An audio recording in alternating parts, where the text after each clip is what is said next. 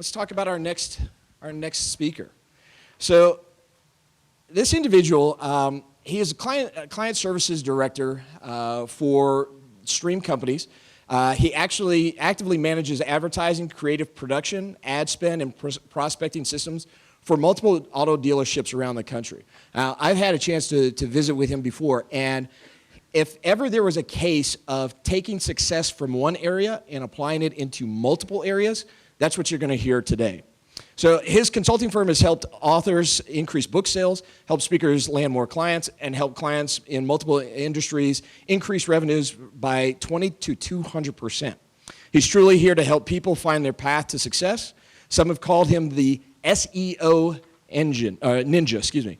Others have called him the Wizard of Ads. We call him our resident marketing genius. Please help me welcome Brad Paschal to the stage and for his speech on influence marketing.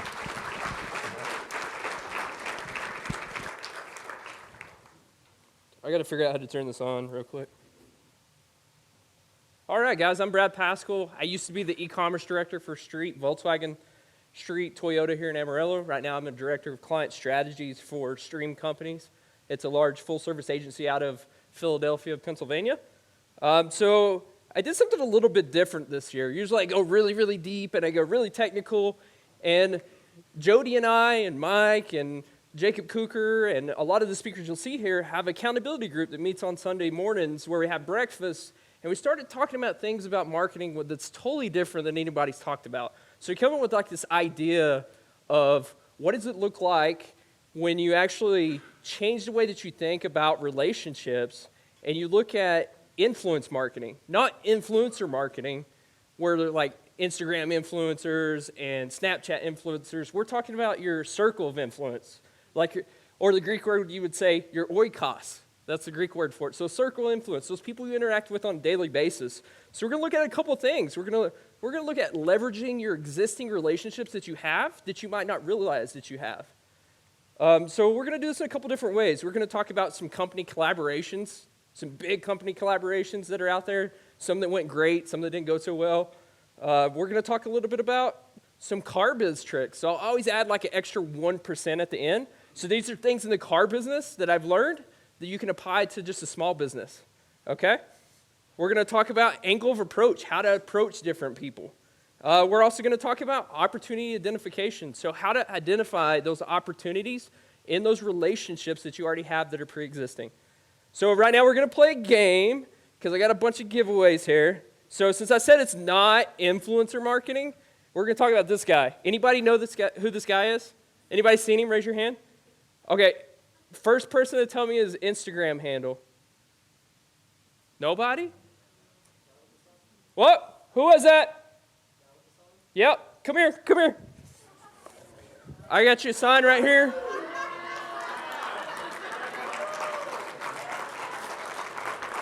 One of a kind sign. You got to hold it up real big right here. Does Cougar get a picture? All right, we need you to stand at the corner on lunch. Joe, take this with you. All the speakers are going to sign that at the end of the growth conference, okay? So 100% do with the sign. All right, this next one, you get ready, okay, because this is a good one, okay? This was sent to him. So one of my friends is in this guy's mentor class, okay? So this was sent to straight from Paul Daly, who spoke here last year. Anybody know who this is? Who said it first over here? Come on.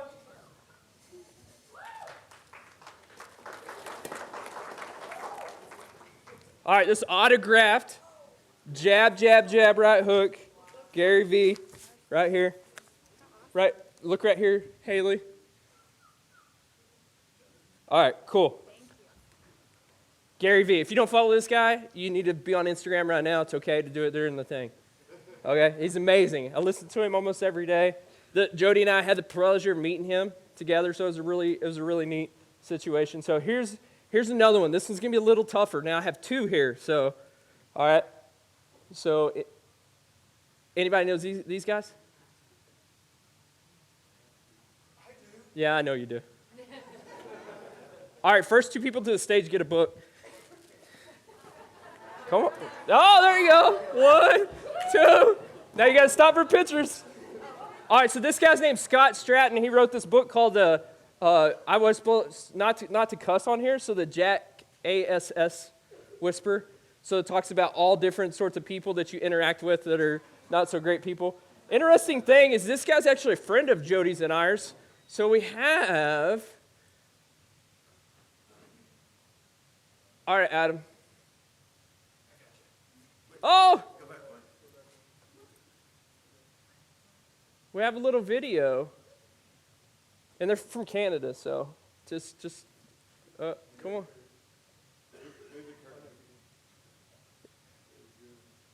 Brad and Judy, what's up? I'm Scott. I'm Allison. And I think you know we're the co-authors of the Jackass Whisperer, How to Deal with the Worst People at Work, at Home, and Online, and at conferences. You seem to have the Growth Conference coming up in Amarillo, and wonderful, in Texas, one of our favorite places to have barbecue, although she's a vegetarian. So I'm saying we, I mean me, that enjoys it. And I didn't want to say this, but conferences have the highest quotient of jackassery at them. We could have written a whole book just about conference jackasses, I think. You know, Brad, you know how many conferences I do at this thing, and we are one of the sets of jackasses when it comes to being speakers, and by we, again, I mean me. And from sponsors to attendees to the facilities, there's so much jackassery involved, to the point that you may have event face at your event coming up in Amarillo, which means happy one layer. But one layer below that is murder. Yeah, if you beat their eyes, you can see the second it's layer. just boiling underneath. So please don't murder anybody at the event. We're wishing you a wonderful, wonderful conference, and just know that no matter what you do, somebody's going to complain about something. Good luck with the conference. We wish you all the best, and thank you so much for all your support throughout the years, and have a great 2020 vision. Oh, no. I said I wasn't going to say that, so please don't. We hope your conference isn't called that either. This is awkward. Thanks, guys. Bye-bye. Bye. So if you haven't looked him up on YouTube, he has some great YouTube videos. He has another one that says marketing to millennials, so it's pretty interesting. So you can definitely check those guys out. So I thought I'd throw something kind of funny in there because influencer marketing is a hot topic right now. So let's talk about some company collaborations, okay? Let's talk about some really failed ones. These are just ones that just didn't go really well. So nobody has a BlackBerry anymore.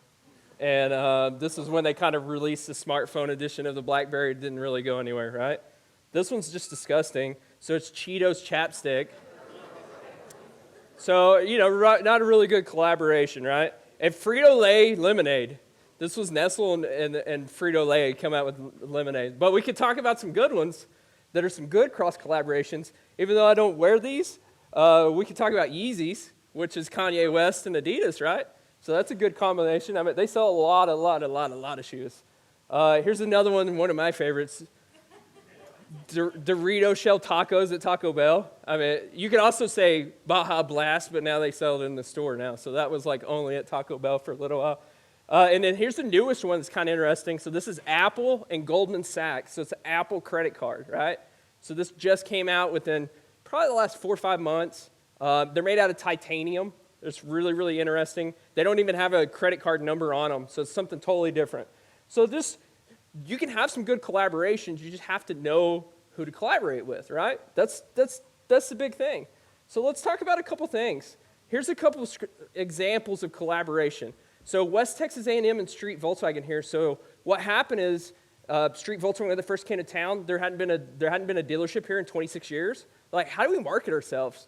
Amarillos don't identify with Volkswagens. We're in a truck market. We sell big old trucks that are jacked up. How are we going to sell Volkswagens?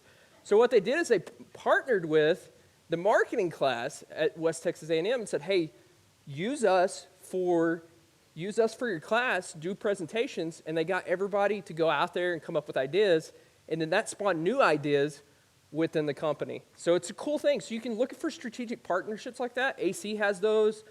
West Texas A&M. So if you're struggling in business, we're going to talk about a lot of other partnerships down further in the road of like organizations here in town. That's further in the presentation, but that's definitely an example of ways that they strategically partner with people. Let's talk about Coffee Memorial and Plains Dairy. Who's giving blood at Coffee Memorial? Raise your hand. Who's got a gallon of milk when you did? Raise your hand. Yeah, so they give, Plains Dairy gives a gallon of milk to everybody who donates at Coffee Memorial. Also, Coffee's about to release this thing that when your blood saves someone's life, they'll send you a text message to let you know. So this started overseas, and it started in France, actually, and now it's moving over to the U.S., so you're going to be getting a text message every time you save someone's life when they use your blood. So that's something totally new, totally different, outside the box that people are starting to do. Here's another one. Poinsettia Brewing Company and food trucks, and we have some of those food trucks today. Me and Jody personally went to every food truck in the city and ate and gorged ourselves and vetted all these guys. So they're really, really good food today. We're really excited about it. We've eaten at all of them in town. So really, really interesting. So if you have a business, if you have a parking lot, that you have a big place that you can do that, there's places like Poinsettia that has them. Texas Tea has some sometimes. I know that AIG has them sometimes for lunch. Even for your employees, if you just have it out there for your employees, they can come and pay. That's something totally different. It raises morale, brings people together. That's a way to have some synergy. All right, let's talk about opportunity identification. So how do you identify those partnerships that you want to do? Well, the big question is like, hey, who do I partner with? Who do you interact with on a daily basis? Who's the person that comes and cleans your offices? Who's the person that brings you paper? Who's the person that you're constantly interacting with? Have you ever stopped and took time to ask that person, hey, can I send you some business? Can I refer somebody to you? Because a lot of times the first step is really how the relationship can be mutually beneficial, and you have to put that first foot forward. It's not going to be them. So you definitely always have to, if you take this from Gary Vee, where you have to say, hey, I always have to provide a ton of value to that person. It has to be 51% of the relationship, right? And you want to align those people with like-hearted people. If they're a good business and they do things with integrity, those are the people that you want to go after. So if you look at these people that you interact with on the daily, cleaning company, like I said, supply vendors, food provider, if it's, Benny Keith brings your food, if someone else brings your food, those are people that you want to go after. So let's look at angle of approach. So here's provide 51% of the value. So give them something first. Send them business first. That's how you build a relationship, is you sow into somebody. And then that person's going to sow back into you. And I'll have an example of this here. So into them and then ask and say, hey, can I send you people? There's a lot of people in here that go to networking things and stuff like that, and we're constantly handing out business cards, but we should always be the first to ask for one. That's really, really, really, really important, because once you provide value to that person, then they're going to want to keep you around to help out. So if we look here, here's a personal example. All right, so I was in leadership Amarillo with Lisa Blake, who you all know. I was at Street Volkswagen. I was a really young guy. I'm very energetic. I'm very crazy. I'm just learning this marketing game. I'm working for John Luciano, and he's pushing me all the time. And I meet this guy, and his name is Jody Holland. And I had this crazy idea for this book about adulting, like how you do things as an adult. And I'm like, man, I don't know how to get someone to help me work on this thing. I don't know how to do this.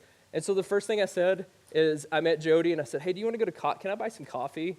Can we just go talk? And I just listened and like found something that he was missing marketing wise. And I was like, oh, I can fix that. I can do that. And so I fixed that. And so it took me a while. And so we've been working on this book for like 3 years that we're working on about adulting, and it's going to be really interesting because he's the only guy I knew that wrote a book, number one. I don't write a lot of books. I'm just a redneck from a small town, so I was like, I don't have no idea how to write a book. But it's really, really grown my business. So I went from being a sales guy when I first met him to the marketing guy of the Volkswagen store, to the e-commerce director of Olive Street, to him coaching me in a speech competition in front of 5,000 people, winning that competition, and then getting a job for this company out of Philadelphia. So the amount of stuff that has poured back onto me just for asking for that cup of coffee, we haven't got the book done. That was what I was intending on, right? We haven't got that accomplished, but what I didn't realize is what I was going to get back from just asking that cup of coffee, and how it was going to influence my life, and how I was going to be able to be around all these people that are in this room, from John Fuller to Jacob Cooper to Adam Beckner to all these guys that are in here that's really helped me grow and be accountable and really step my game up and constantly come on here. I don't like to speak in front of people. I prefer one-on-one type stuff, but they push me, and they push you to the best. And so that's what you're going to find when you find those little relationships. It might not always be business referrals. It might be a personal gain that you can't account for, and there's no price that you can put on that. Someone can send you a customer, and you can have that customer one time, and that might be the only transaction they ever had, but that relationship that you build with that person that sent you that customer, it might elevate you to totally different levels. So we're going to talk a little bit about angle of approach. So here's some different ways to get into some referral groups and stuff like that are interesting here in town. So Amarillo Chamber after hours events, they've been doing amazing lately. So these are cool. They're really good places to meet people. Here's some things outside the box if you don't have those personal relationships in your working space. WT Small Business Development Center. Most people don't even know this thing exists. If you have a small business and you need help, that's a great place to go here in town. They have all kinds of people. They have all kinds of people that's gone up through WT. Here's a new one that's just popped up that's really cool. They got some guys out here with some shirts on. I saw that. A little shout out to Joseph and Sabrina and those guys. So Elevate Amarillo. This is a group of young people that are trying to elevate Amarillo and take on the next wave of leadership. It's really amazing. They just had the former owner of the Houston Astros come speak here in town. Really, really cool. Asking a lot of questions. I heard it was an amazing event. I was out of town, so I didn't get to go. And then I have to say Leadership Amarillo is one of the most influential things I've ever done, just learning about the city. I was in there with all different sorts of people that I see on a daily basis. It's an amazing organization. I really, really, really, really recommend that. Lisa Blake runs a first-class organization. If you haven't been through that, please, please, please go through that. Yeah. So here's some cool stuff so I called John Luciano and he didn't answer, and I called a friend in Pennsylvania and he didn't answer, and then I called my mentor up in Utah and he didn't answer, and I said, all right, screw it, I'm going to do it myself. So here's what I came up with. These are tricks in the car business that we use to get business, because you always see these commercials. I'm sure you hear Luciano on the radio being crazy. He's fist pumping in his office when he's recording those commercials. So he even sponsored this, and we have one more giveaway. So this is actually kind of cool. So before I get into this, everybody look underneath your desk. If you find my card, you win. Oh, look at here. So let's show it. Come on. So street Volkswagen hat.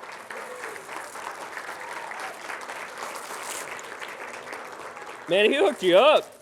Make sure you go see Cooker and he gets a picture afterwards, okay? He's out there in the hallway, so yeah, appreciate it. Yeah, absolutely. So here's some things that we do at the car business. So on every business card, there's, hey, $100 if you send me a referral. That's standard, like in the car business. So this is kind of crazy, right? The dealership buys lunch for every employee on Saturdays. Every Saturday. They order lunch every Saturday. Now, I'm not saying you have to do that, but once a month would be nice, If you're working on a Saturday and you're spending time away and we're busy and stuff like that. All right, so loaner vehicles for nonprofits and universities. So this can include loaner executives. This can include loaning a vehicle. This can include loaning equipment. Anything that you can do like that to get the word out. We've had times that we've loaned vehicles out, and then those vehicles come back, and people from the WT or AC has come in and purchased a car because they love the car so much. So that's always sewing into someone else. You never know who's going to come across that and be like, oh wow, these people loan this to there. So we do like they were doing the football team and all kinds of stuff like that. They do Tundras and different things like that for people. Even when like constituents come to town, we loan them vehicles. So if there's a big thing that's going on that they need help, they call them up. Big event, say, hey, do you need anything? Perfect example. News Channel 4 is recording right now for free. They heard we needed help recording this for you guys. They came in and they said, hey, can we help? Can we record this for you? We didn't ask them to. We didn't say anything. And they came in and they recorded it for us. And they're helping us out with the audio and the video and stuff like that. That's a perfect example of sewing into people and doing things like that. So that's phone charging stations. How important is it for your phone to be charged, man? I'm telling you, if you don't have these in your business, you're totally missing out. There's places in town that has these all over. I'm sure if you see Gabe at Phone Medic, he could probably order you some. So they have phone charging. They have phone charging stations everywhere in the dealership. I'm surprised we don't have them set up here. Next year, Gabe, you got to get on that. So we'll have phone charging stations from Phone Medic next year. So drinks and snacks, free drinks and snacks, just to, you got to make an environment where people feel at home.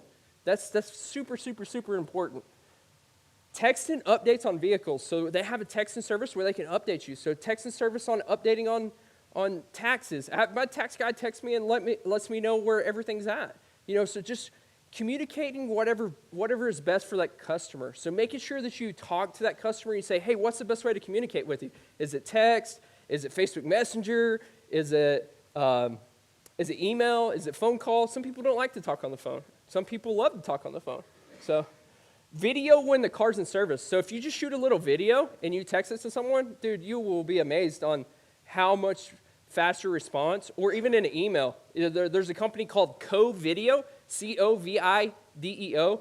The open rate when you say video in the subject line of an email goes up 70%. 70% when you just put, hey, your video in this.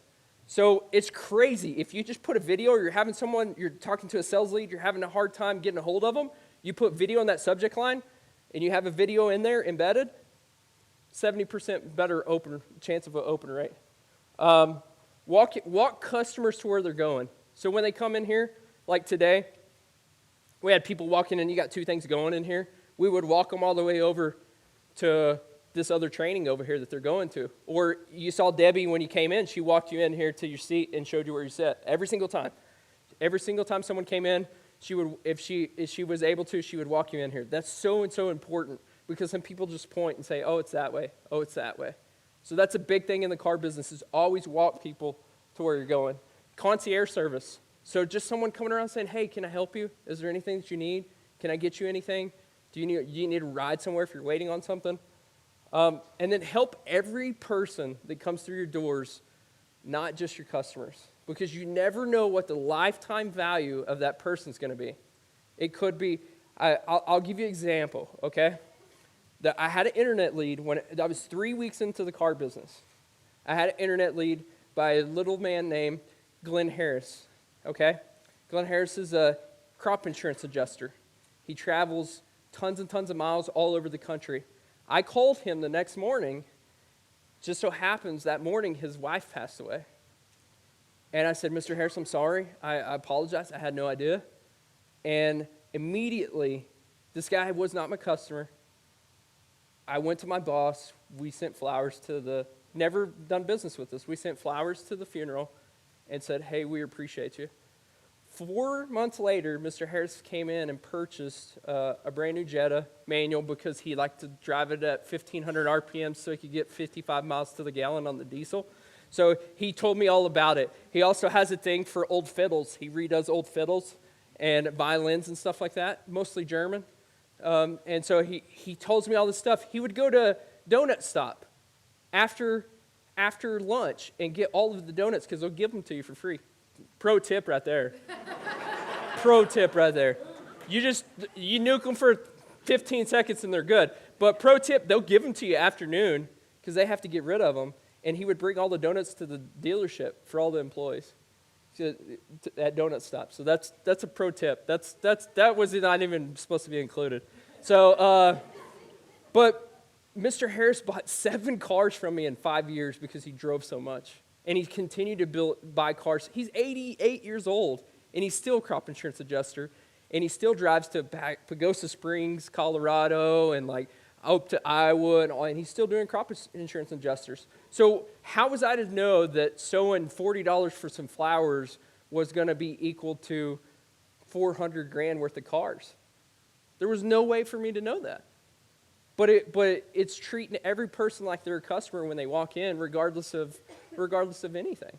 So that's the most important thing I could tell you, is these are things that I've learned in the car business. I've met some of the best people in my life in the car business, especially here in Amarillo. And there are some egotistical guys in the car business too, as you would assume. But it's a really, really cool business, and it's really, really cool community when you see people come around charities and people come around the community. So I just wanted to share those things with you, a little bit different. If you have marketing questions, I will totally dive in. I'll answer every single one. Make sure you go to the bit.ly/GC20 panel, okay? I will answer all the technical ones. If you have any website questions and all that stuff, we can dive in really, really deep. I try to keep it a little high level and challenge you to think a little different today, because I want you to start thinking about who's around you and who you can help, and then you'll receive more than you'll ever expect back.